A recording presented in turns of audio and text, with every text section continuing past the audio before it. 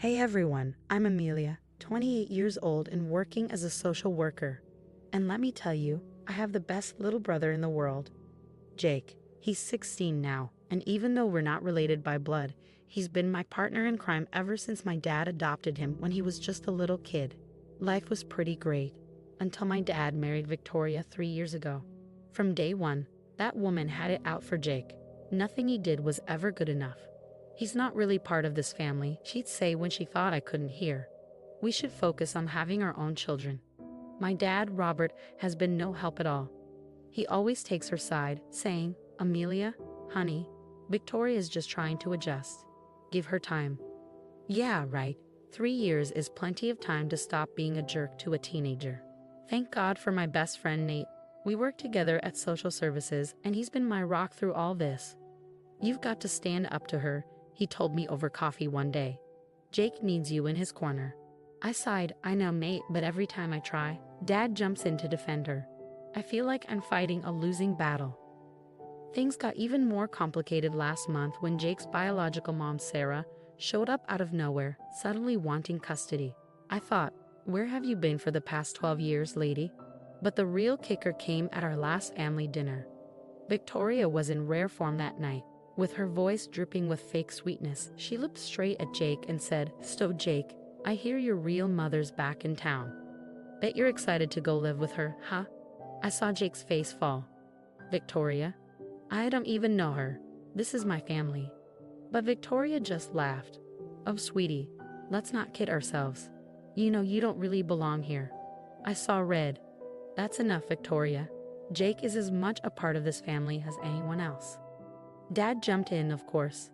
"Amelia, don't raise your voice. Victoria's just stating facts." I couldn't believe what I was hearing. Facts? The fact is Jake is my brother. Period. Victoria smirked. "Blood is thicker than water, dear. You'll understand when you have real children of your own." That was it.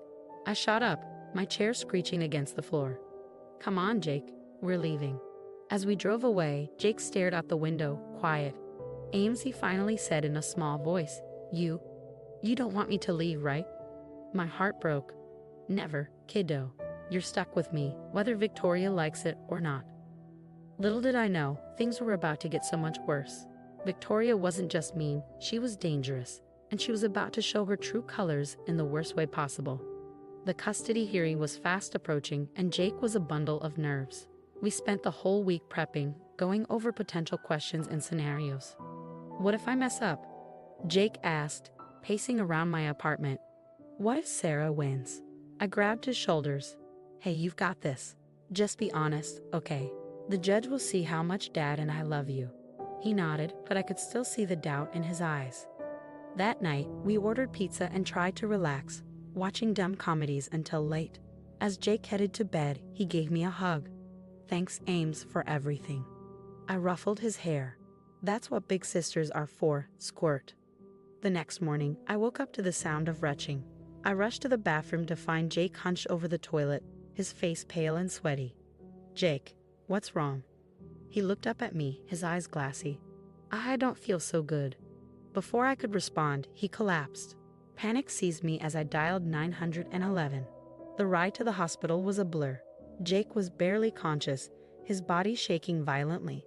The doctors whisked him away, leaving me pacing the waiting room. After what felt like hours, a doctor approached me. "Miss Carter, your brother is stable, but we're concerned about the nature of his symptoms.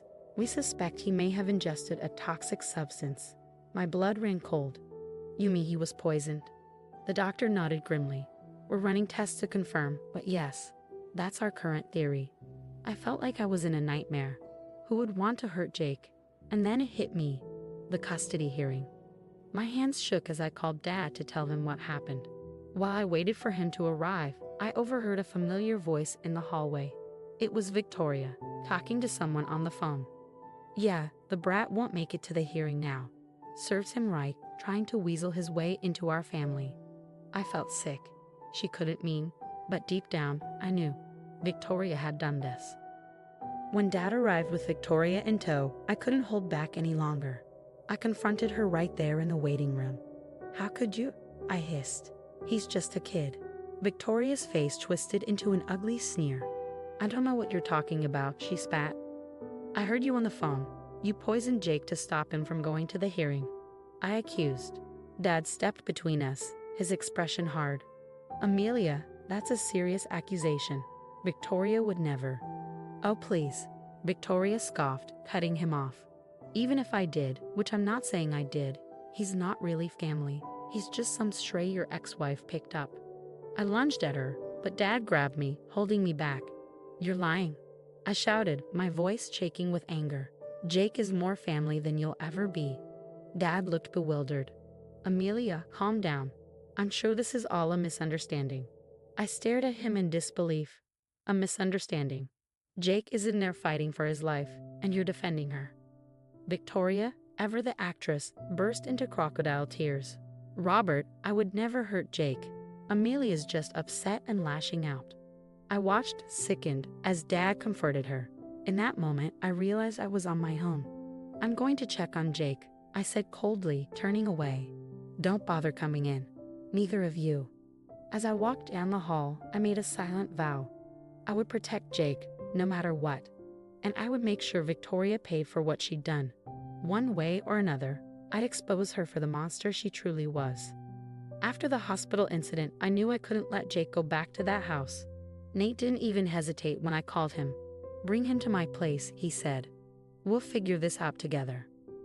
Jake settled into Nate's spare room, but I felt a mix of relief and dread. What was I going to do next?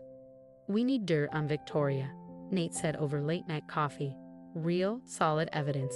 That's how we'll expose her. That's how I found myself sitting across from Frank, a private investigator with a no-nonsense attitude. I'll dig, he said, narrowing his eyes. But are you prepared for what I might find? I nodded, jaw set. Whatever it takes to protect Jake. A week later, Frank called me in. Your stepmother's been married 3 times before your dad, he began. Each marriage ended with accusations of fraud and emotional abuse. I felt sick. How did she get away with it? Money talks, Frank said. But there's more. I found her second ex-husband, Tom. He's willing to talk. Meeting Tom felt like staring into a mirror of pain. Victoria destroyed me, he said, hands trembling. Emptied our bank accounts, turned my kids against me. By the time I realized what was happening, it was too late. I'm so sorry, Tom. I had no idea. His eyes hardened. There's more. She's involved in a real estate scam, selling properties that don't exist and stealing people's life savings. My mind reeled. Do you have proof? Tom nodded and slid a USB drive across the table. Everything's on here. I've been gathering evidence for years, but I was too scared to act. I stared at the tiny drive, knowing it could change everything. But when I tried to tell Dad what I'd found, he shut me down. I can't believe you're still on this, Amelia, he said coldly. Victoria would never hurt Jake, and these accusations are insane. You need to let it go and come home. I felt the anger rise in my chest. Let it go. She poisoned Jake, Dad. Now I find out she has a history of fraud and abuse, and you're still defending her. Because she's my wife, he shouted, his voice cracking. She loves me. She wouldn't do these things. I shook my head, realizing that I might be losing my dad in this fight. I'm sorry, Dad, I said softly, but I can't ignore this. I won't let her hurt Jake again. I knew what I had to do. It was time to expose Victoria for who she really was, no matter the cost. I called Nate, my hands trembling. I need your help. We're going to take her down at the custody hearing. Nate's voice was fierce. I'm in. What's the plan? As I outlined what I had in mind, a mix of fear and determination settled over me. This would tear our family apart, but I had to protect Jake. And maybe, just maybe, I could stop Victoria from hurting anyone else ever again. We've got one shot at this, I said, my resolve hardening. Let's make it count. The day of the rescheduled custody hearing arrived, and my stomach was in knots. Weeks of gathering evidence had led to this moment. As Jake and I walked into the courtroom, I squeezed his hand reassuringly. When it was our turn to speak, I took a deep breath. Your Honor, before we discuss custody, there's something the court needs to know. I presented our evidence. Jake's hospital records, the PI's report on Victoria's past, and statements from her ex-husband. The courtroom erupted into murmurs as I laid out her history of fraud, manipulation, and abuse.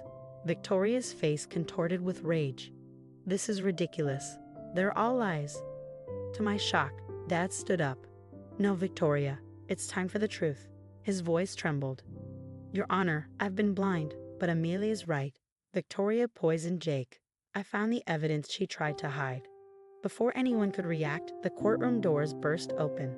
FBI agents entered, approaching Victoria. Victoria Thompson, we need to ask you some questions about a real estate development in Florida. As they led her away, I overheard snatches of conversation about a multi-million-dollar fraud scheme. The judge, clearly rattled, made his decision. After hearing how close Jake and I were and how strongly he opposed living with his biological mother, the ruling was clear. It was the happiest moment of my life when the judge awarded me custody of Jake. I was officially his legal guardian. Outside the courtroom, Jake hugged me tightly. We did it, Ames. It's over. In the weeks that followed, Victoria's carefully constructed world crumbled. Her high society friends abandoned her as news of her crimes spread. The real estate scam alone guaranteed she'd face years in prison. Dad tried to make amends, but I told him we needed time and space to heal. Jake and I focused on rebuilding our new life. We both attended therapy to work through the trauma, and I even started a support group for people from fractured families dealing with toxic relatives. We met weekly, sharing stories and offering comfort. It wasn't always easy, but watching Jake thrive made everything worthwhile. One afternoon, Dad called. Amelia, please. Victoria's lawyer reached out. She wants to apologize, to make things right. Can't we try to work things out as a family? I took a deep breath. No, Dad, some things can't be forgiven. Jake and I are happy now. We're safe, and that's what matters. As I hung up the phone, I felt a sense of peace. We'd been through hell, but we'd emerged stronger. Now we were finally free to be the family we were always meant to be. Looking over at Jake, diligently doing his homework at the kitchen table, I smiled. The road ahead might not be easy, but together we could face anything, and that was all that mattered. Now, here's a challenging question for you. If you were in Amelia's position, would you ever consider reconciling with your father, given his role in enabling Victoria's abuse? Or do you believe some betrayals are too deep to forgive, even when it comes to family? This is a complex moral dilemma. On one hand, forgiveness could lead to healing and rebuilding a relationship with a parent. On the other, his failure to protect Jake and his initial disbelief of Amelia caused significant harm and trauma. What would you do? Is there a point where family loyalty should be abandoned for self-protection? Or is there always hope for redemption and reconciliation? Share your thoughts in the comments.